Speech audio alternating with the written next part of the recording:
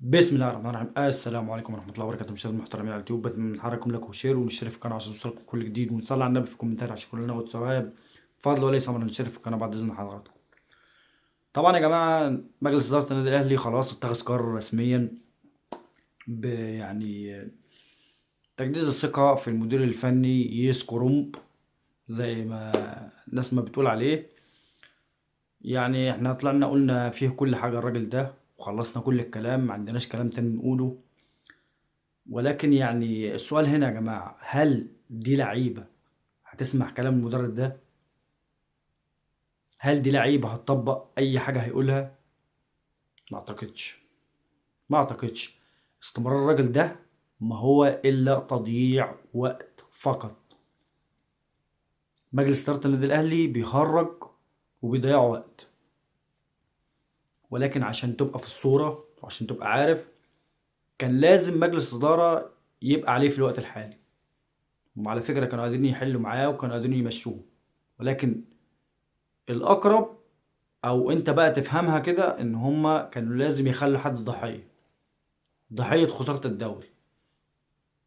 ضحية خسارة الدوري بعد ما تخرج بعد ما تخسر الدوري. طب هيضحوا بمين؟ دورها في دماغك. يعني هيضحوا بمين؟ كده كده اللعيبة، اي لاعب هيجيله عرض هيقول له مع السلامة، اتفضل امشي، الباب مفتوح. فكان في حد لازم يكون كبش فدا بقى. كبش فدا الموسم الصفري. خلاص يا جماعة، ما تتفاجئوش لما الاهلي يخسر الدوري. ما تتفاجئوش، لان ده كان متوقع.